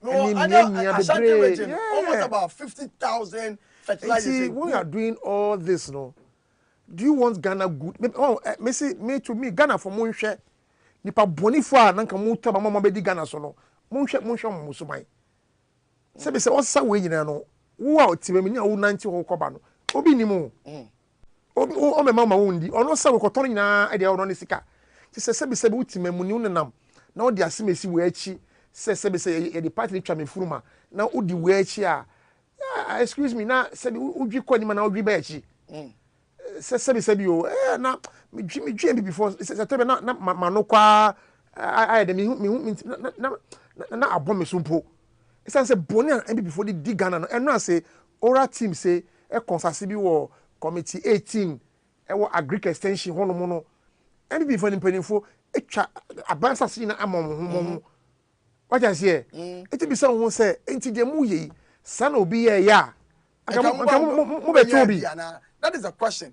The entire me bachira on because me Saturday I'll deal with them drastically. No, the question is say anye bia no ka sana obi ye ya the office one sa wo ba so no o che Ghana Japade man ne ho a anka wo ba ye no de onye anka wo do ba edwuma anka wo ba anka na ko bi flash force jomama de o ko se o misu mama William me ho hwe Achimota forest nsase mo wili nyina mo basa e ma kwa ma mo wira Achimota school sase mu nyina Sir John Willie bia mane ho ne ho ade kwa na ni patriotic party for moje ade na moje as I say yeah soldier for the me no ka say sisi unya botra fe na ora be senju apart from ora no wo de internal affair say auditor general report ba for this October November December emretia we me kasika omo transfer efi consolidated fund mo a ye nis kan bi e kono masa wo ti wo sebe fim October November the 3 months me na me catch you sika mo move out especially after 7 December to 7 January na mo handover no ma any patriotic party for here no wo de twen ye take over we a wo do beti nsem wo hwekra wo kwa wo hwe a wo hyem ko bobo motu ekon mo no but Sammy it's saying you chechiro on mine me that is the question saying you chechiro on mine that time me that say saying you chechiro on mine no sebi say obi ni ahofama yen for man hye ne nsem obi eni ahofama yen for man hye ne nsem ombo man na de omu ye de me hye me say sebi say sankrofo we ye ni hu kwan say ye mo kwan mo san be di Ghana so biom ni patriotic party na NPP for en fata say mo makonya be di Ghana so biom esan say fititi ani mo no ye papa only sky say omu ye ni baba ko pe de di bia mu sasa mudin ti say aye suban bia e wo mu say no de bia no ye nya konya say ye mebu Ghana so na mebu Ghana de ye ya ne say ye be wia Ghana e ma ye nya ye ho poto Ghana for committee bi di mo mu ko de fa mo be say bu oman sana I'm sorry say I don't think it's the best to go about it. And you know, Ghana for munyina mo hwe we no enye esuehunu ema munyina say next time 4 years e okone mu ha. Ti say de mo ya ne say omo ahyaase twitwa atro edi ma manfo omo MPs kaka na organize press conference no mu twa atro ompensen bi asend this for mu parliament. De me kacha Ghana for nyina ne say mo nhwe omo nipa bonifo mo mpem ayeye se me no ka say right from November, December, and a Charles, I secondary school headmasters and Kabum Kuno, a letter say, a didn't know I'm ready, a Beshan Colano. Omu your money, some Minuka say, I bedrew a minimum my Jomama take over just a week ago. Sanko for ya, so I shall mubium, a Catagana for say, Sebi Charles for a headmaster for Kabum Kuno, a status of Omuteti, Moses, a Jenny Onomo, a son say, Jomama abanintina na omo yesa mi wa no omo kasa asem se ni school mu no enye ne asem me te me ba I was secondary school Saturday we PTA ko school we say asem ho no say yes say e de ni yeren any school mu ho no me te message na yeren a che na we da two platform no so no problem yes se me boa sebi me ngina sebi if the case we so entwan to Ghana for I mean me name say what the question of the school needing air we held. What the kinka no school needing. What the kinka dey all nyina. All right, notice of PTA general meeting with parents of SS1 student Mimbo school needing. Date 18 January Saturday 2025. Time 9:30 to 12 p.m. Main board auditorium number school. Bacho. Agenda: food shortage issues in all SHS. General welfare of our wards. Situational report from the management of the school. Academic issues and other matters issued by the secretary to the PTA. Thank you. The main one is a shortage. Senior high school school. Yeah. Meanwhile, so Abajo say we gen duane bebrebe. Buffer stock say we supply duane bebrebe. Ni na e atro. E atro je nukre. What is going on? You know supply na when scam mu gigi nyina a mu draw and the say phrases and mu tete aso no. And then ultimate JB and for even the last 3 months. And you go to next 3 months, and say you've left a robust economy. Which is a lie. A robust economy. We have no fuel to power our thermal plant to give us constant power supply of electricity. You have not given us enough. You have not left any better reserve for us. How do you call it? You have increased our debt stock to the extent that we don't even know how to service the debt. Secondly, lastly, secondary school, the teacher is the best achievement you have. When you credit taking credit for the next 3 months, you've not been able to supply us. So what are you talking about now? Yeah, you SSC. Yes. Form one for Omuko school last year. Month be Omuko school. That's November. November. Yes. And by December. Yes. Right after elections. Yes. Omuko back. Buy. Yes. Yeah, 2 about and I'm buy you. Yeah. January on the 8th, no go school. What kind of education any edema you may? Or you go school 1 month, less than 1 month, no about fear. Yeah. Me work here himself first time no, 3 months. Yes. Because Titimemu Nani no, you go in September, October, November, December, you come. Also, me no can say I have for me no can say nkwale bi ka che me say since some call form 1 kra no teacher ni bia kra ra classroom poda.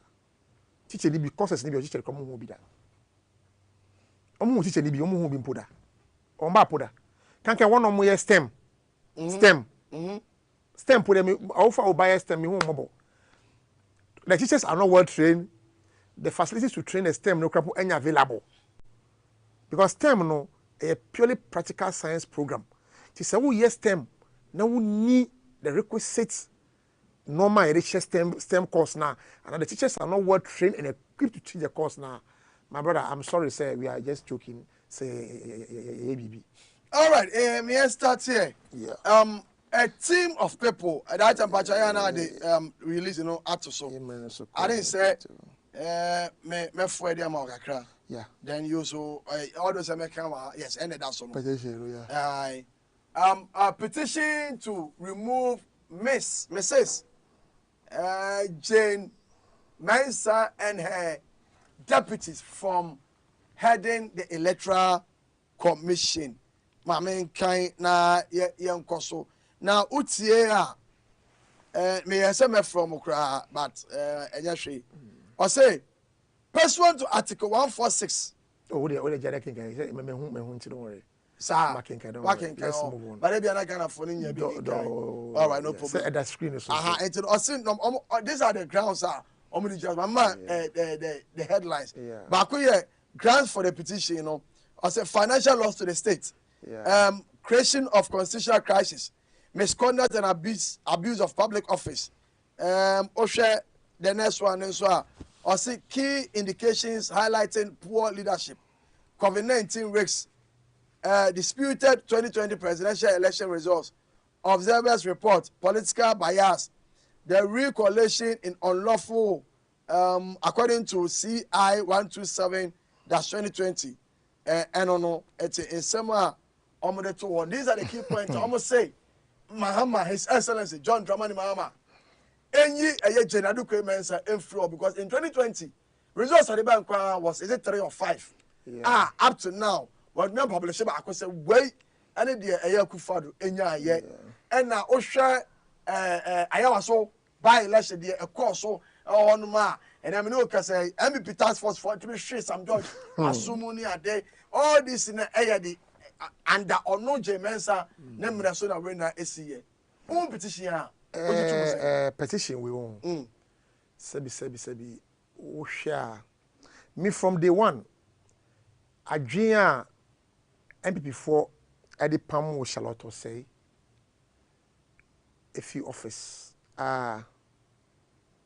omokofa J Mensa e bae no na mo ehu se J Mensa no omo de ne ba se omenye pamfo adwuma ma omo omenye dirty work nyene e mo no keep on power na omo di kan ye se whether rain or shine or some change register no at that time we kaya yes because after 2016 election oba ye na omo ko kan ye sinti hu se no that time me da say J Mensa no and answer Charlotte say no na adwuma nyina na mfunso bi ni adwuma ho though she might have some procurement issues yeah, but that issue no there should have been a committee set up nanka yati baso bujafku nanka mwatina se ahweme hu se o anya bia no odifo ana se odibim ana adewe yes bet be gira so say amona na I say yes bet me amana tena uhwa omonto sa na mo no omo gina so prekope issue a petition and fake members be as a fake FNS nkofo esane petitions no na by this no monya omo council of elders state of members are omo metia support this in from pamame no and omo ye sa intentem of the pamame no ho na omo ko gina trade fair after mo election ka say mami we a okoyi J Mensa Charlotte say okwa J Mensa ba na omo nya new register say by organa say a NDC mbap election piom na iti hori hu se na mami we no mo adwempo bi ena yewu anche na ebeto so se oso obie registration na wa register manfo wo kai sa time no so na cover so eren ejine mu ene e ka se okay apart from no mpo no o ka bi se machines na ewo ho no mo no a je BVDs no aye obsolete say obi say obsolete say bebre mra eren atwem meanwhile some machines in so according to manufacturer no say they are biometric registration machines are anya hweye the only thing they need is say few ones are anya dwuma no they could have serviced them and save Ghana a whole lot of money but we nyina to nchen mami awiata so ne before say Kenny Kendi since I'm majority to parliament no den a o support no now what me are implementing the grand agenda now we keep them in power. Enti okasa o the machine bi ba okasa machine or the ba no or the registration against 2020 election no or see a facial verification so okay but na me no can BVD machines are obia any facial verification enti there's a lapses in the procurement proposal or the to the bar machines na no trouble and now share the juma machine for the year in the year na difference be anything enim they are the same good we dey no to nchen so a okoso a registration no so e ma osa mop up e kan ho just to favor the new patriotic party election okoyi since a Ghana many fee besi ne anase wiasem nyina no me tida say akọ election bi a presidential election a ye declare result ewo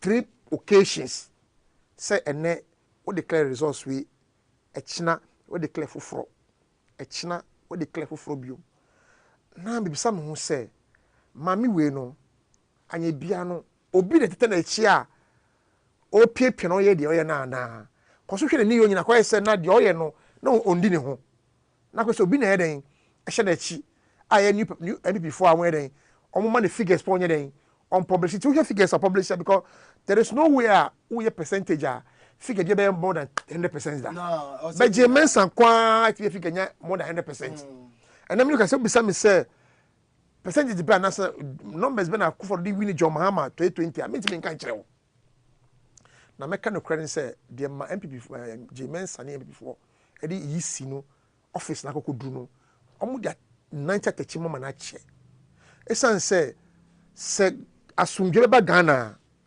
ni fa kese ejina electoral commission so na electoral commission no Ghana ye obi a yedo asumdwe ene yedo ye ho se sanka e bi ka ejawe kro eja yeren eja tom Ghana ye man bi yedo ye ho pa enti maame no me to me no sebi ni bonia odi etia Ghana ɔman any Ghana for no ɛfata sɛ nka ɛpɔn po da wohwɛ nkurɔfoɔ a Akufo-Addo kɔ appoint ɔmbɛka na wo nyinaa so no ɔmo yɛ NPP party card bearing members a ɔmo adansede krata sɛ ɔmo yɛ a new patriotic party floor nti obi sa ɔka mo bom na ɔdɔn kɔtu electoral commission hɔ no mu a wohwɛ a adwuma wɔ so ɔmo yɛ sɛ neutral person no they won't be able to do the job for us ɛna saa office so konya party bias person kɔtena hɔ pɛ ɛna yɛn nyinaa yɛnyɛ asɛm nti mɛsrɛ sɛ petition bi a obiara de ba biara no mehwɛ point ma raise petition no ma financial loss is one inaccurate resource declaration ɛyɛ baako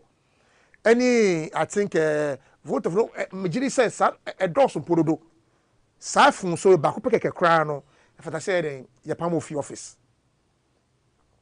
nti mɛsrɛ sɛ ɔmampani John Mahama petition we bɛdu wo nkyɛn a ntwentwɛn so koraa ntɛntɛm a bachoma approval na hwɛ na mame we yɛyi ne fi office na pɛ obi papa a anim da hɔ Ghana man ɛwɔ na koma ɛna ɔpani mampani mama bacho so ɛma ne nyɛ J-Mensa no nko a Boss Masari ɛne ne nkrɔfoɔ na wasam nyinaa gu na sina no everybody must go mɛsrɛ sɛ John Mahama ɔpampani John Mahama do a thorough overhauling and clean up the electoral commission for us.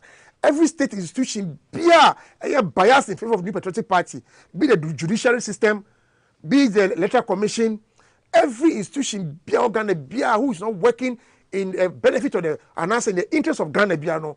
I'm begging you, I'm pleading with you that as a matter of urgency, clear every head out of the offices and get us a neutral people who work to the interest of Ghana. Oh, but we can say, I then Yampamu J-Mensa because J-Mensa and declare Mahama winner of 2024 elections. Moreover, Najuma all year or keep it come to it or a month for under her. Is it because of say 2016 after election, you know, your petition in my Charlotte to call and you payback? Is it a payback agenda for a J-Mensa? Mesra will say, and yes, sir, and this year payback at J-Mensa. Mesra say, electoral commission wo no na dwuma ye nyina no ehye Ghana mrase enti ye hwe nim se omu bia ye di sa akonya ma won se be hwe electoral commission no so no ye hwe onim se udi Ghana mra be den be ye dwuma sebi J-Mensa baaye no J-Mensa ye dwuma ani bosa sare ne nkrofo aka nyina ye dwuma ma ne so Ghana fo ani a ngiri so bia be soro atia. But before election, na ayade amomo and this for so can there be na mami na the kind oh yes na ni yo nyina kire bra tie wo hwe mami a ye wo ekwefa IPAC IPAC amanyofo nyina ku a aka boma omo ni yisie adwuma do say emra bi ni Ghana ta IPAC achi but IPAC efa elections na sa ba to atwem dada no no matrase abobo hu ahweba bia sintoyden ewo na omu wie a na omaka bom na omu de hyehyɛ abase okay we no ye ne sei kane no na ayen amboa ye koye nimu yi yenye ne sei but edu ba bi no na J-Mensa efa IPAC nye den enye adwuma biu no mbuo bia na de apɛ na yeden na oye sebi se umbu IPAC at a point no buko IPAC na mo kasa osi yomate okona me so that asem adwuma onfanya adwuma but say IPAC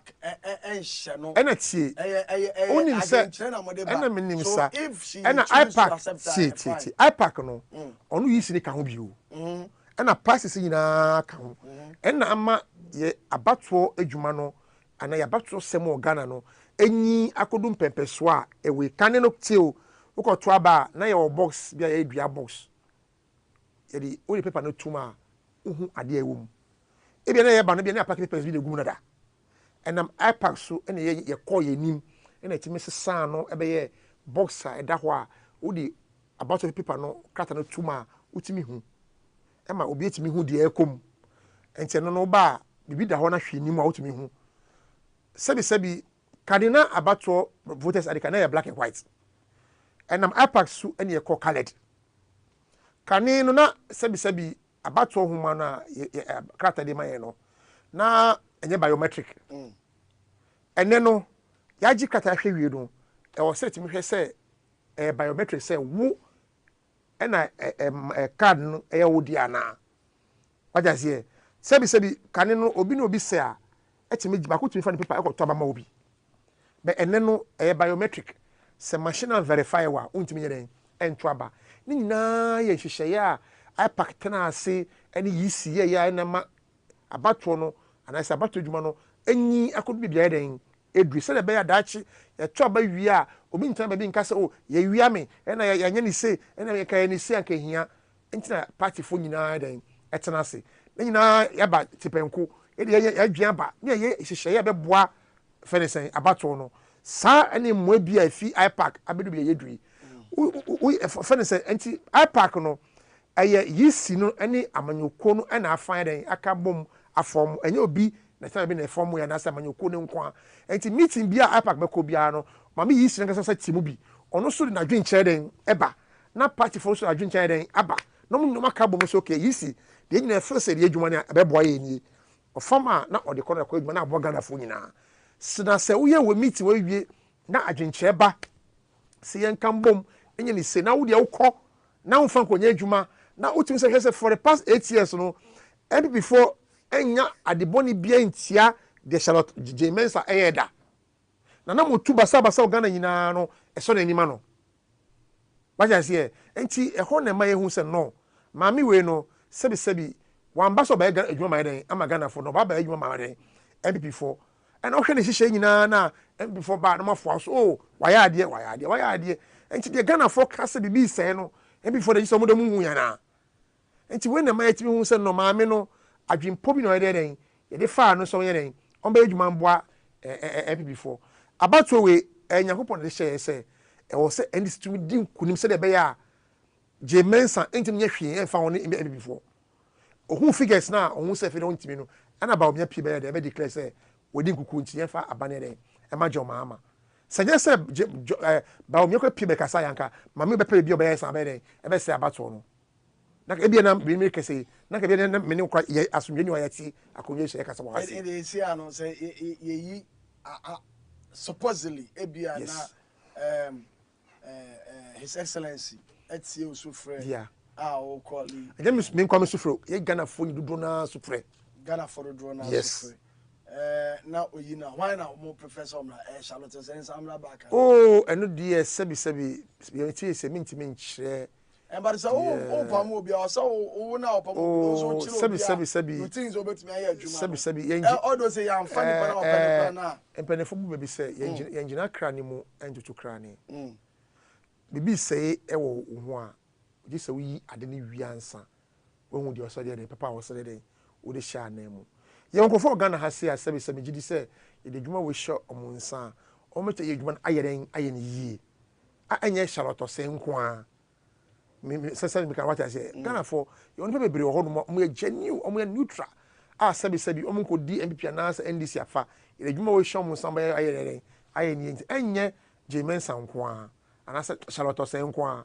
enti me sere se mami we de yes Ghana hye nsem bi ma wan hwe de beba Ghana so no e bia enko yi yeah all right it's IPAC electoral commission won say sema no say yenyi maame no enfri ono mo then ena aba na eye de afa won there is a petition I say all the media houses no obi ejaika but can we say 4 years time frame a very short enche na abato ba media coming kwa ka bia there should be reforms in new but anyame pemadwen Ghana for do na say in free o e dey na mampani ka afa ho now our team na start omo adwuma aden say ne ye ka we wasam okofa ba any ade me no ka say okohwe Laboni cantonment any national films the anyoma Japan any ho me no ka say adenta anopa ya as 7:30 yeah omo retrieve 8 V8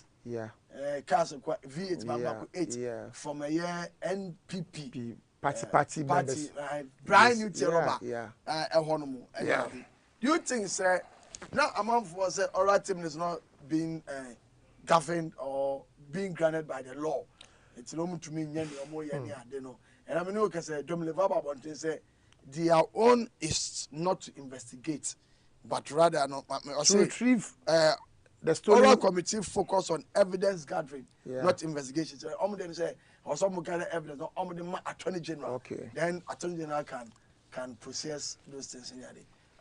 Are you okay with the work they are doing? And do you think say the Anthropophobica said they are not grounded by the law? No, they shouldn't do their work. You know?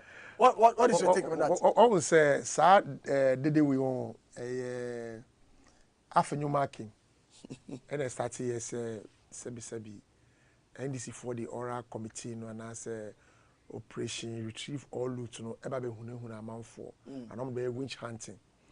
Master beside any say see ubi kretu anadwo ahwe be ifo no na wonya be yia e dey na wasa usuro ho so wonya witch a ana so witch hunter sama so say so wonya be ifo a so obi ko be ya hayo anadwo a e dey na usuro no Tell me menye bi be ifo nja wasa bisuro tie ye ba no investigation to root corruption a sebi you.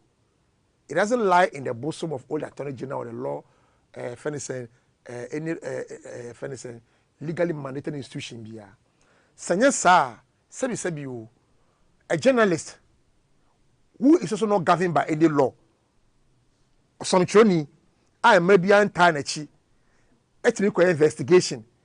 Who say, Simiswe, a fenison, amanyo nipa ya na say. Politician we be say and answer Ghana ni bia body bi Emma what me report no Emma president good example Nyantechi die na say yeah okay say it's wrong we are grounded by the law and then can say individual you see the law when it comes to prosecution or going for crime or exposing crime no it's not meant for only law supporting institutions so say be a shraja na say attorney general na say be a yoko no sanka yesa sebi you a branch of finance on to konye investigation ema on capture or camera Nyantechi ka say o mampeni Akufo-Addo ehye ne bottom na otema obi contract say for sky bra ema your office of the president no eno no edi dwa e wa manoni ema sebi President fast as someone won't say Nyantechi app na do dipa de but at that point na do to anamom ya emrama no kwama na tu one oka say odu airport yenchi no ya arrest na wo mi say one prosecutor de no number one secondly so no otwinase eyi na konja GF president akonja den efinase enti yem bisa say time na announce ASI expose no and before who say maybe antanachiana. So we come into before to say your ban exposure of corruption and crime is a duty of every Ghanaian and every Ghanaian institution mandated by the law to do that. So the law support every Ghanaian, be it individual or a group, to unveil and expose crime when they are being perpetrated against the state or any human being in this country. And yes, sebi, you said the parliament, she boy, answer which ora ne no. Ora, entry for one court. But ora gather evidence in every year. The next to show them attorney general. yes So ora feel say the investigation they could do no on to be come more or to free auditor general. All these documents for us and give us a feedback. is the chairman for oral said when you're over 700 petitions Yes. Because me back medical can from Lojokuku. Oh yes. now the constituency Oh no, it's not a matter of I'm a Ghanaian. And I have the right to expose anybody who has perpetrated crime against the country. And me who know and one more assembly or ready. Say all of from. Yes. sir Yes. and And I say and the boko ya gada evidence in a year. The ora. To go already man na chese scan one uji and so one goji. Yes. Eddie, I carry 1 minute. Final words so far. Oshe Juma, Yembra the appointment, regional appointment. Any other now Oshe Juma or any other. You still have the hope and still say Ghana is resetting now. My brother, I'm so happy about every move Excellency John Mahama is making. Before John Mahama was sworn in as a president, now I rush call Nigeria on him say many people have plotted something against us as far as doing so is concerned. On your transition, on the energy ministry transition, a PSA, West African gas pipeline, the number one producer of gas to run our energy plant in the country, under serious maintenance work. And besides also, you have Yomoka, it's a maintenance. Omo nye maintenance so na machine shut it down so a e affect the whole. So e ba ne say e was a alternative solution na ye pe nyamekania e de hye anam. Se be a omo mo ye adwuma na because so hwe ye hye hyen ni ye machine ye generative power Ghana. And say e use light crude oil. And I say e use gas. Gas no air for saying light crude oil no. But say gas no ye fiba no e atoabo. Papa John Mama ni atamase siye nyame hya mo nyina na akofo do ba want me nsi bianka ho na West African gas pipeline so eden e ma supply na dudu na if you West African gas pipeline for eden e ho no nti say be dum omo machines na e was say it me pay light crude oil in advance e dey see actually say be ya your machines say ho no mo a tiko 1 tiko 2 ni car power no mu de ne ye de ko gum na e man light na me adom no mutimi maintenance ni wie ne a ne sa shift back towards the light crude gas ni biom ko ena ye den ena ye fo edis fo hu say omunto gas here omunto crude oil no transition time no ene ka kire mo say munkra gas ntembra say be ya Ghana no yen ko esum mo ka say yo besi ne omunto gas nti mampani mo hu sa no rushing them say or ye connections and Nuna Mahama very intelligent man and invite a Nigerian president ebemu as a guest or speaker for the inauguration, you know, from take the relationship from there, the bilateral relationship, you know, to how best you can use that man to solve our energy problem. And I'm a man, you know, it's light man, you're enjoying light, you know. And the better I can't actually, you know, say, some way and your NDC phone, you know, say about appointment, and you be beyond the appointments. Pamocho. Miss Miti, Suko Miss Marco, you know, Miss Fatamita minister. But I don't just say, nah, but a minister. Ebi na ene obi mere ebi na china so ya wo so wo de ene mesre mo se ma obi anfa bufu enfa hye ne mo se ena ya ba power ena menya ahwe ye ena me yesi mesre mo yemfa adwempro yemfa ado enta ya papa bojom mama echi na ontimi ye den entimi nya dwuma na onye ne yi okay pa mo chopa medamo asibibre. All right, Mr. Bedase, honorable. Now, say, echo Kasama former MPP Eba went to me. I'm a can make a sabia, my friend is in the pedabi. I'm you know, once we are managed, now it's a program. Echo meeting at the German shop. For sure, trim, send me out my memory on the 18th. You ever say, you're free near Court Tema, is it committee 2? Committee 8, committee 8. Hormone, yeah, mamma. Mame Fanti Agaga 1 and the yo and the yours Empress Gifty ne mame na yie and hopes ado any wife e ho na ye ni na ho no mo nti memre nda e be show ye wie ya ne ye drive straight into committee 8 na yakọ akọja Mame Fanti akwa erade for the cry nsie na bibia enkoyi me ni general masha Nyame adom not the drum ya. Nyame adom memene nda no 9 AM. You better share wa ha na the front bench assembly. Macron. Thank you.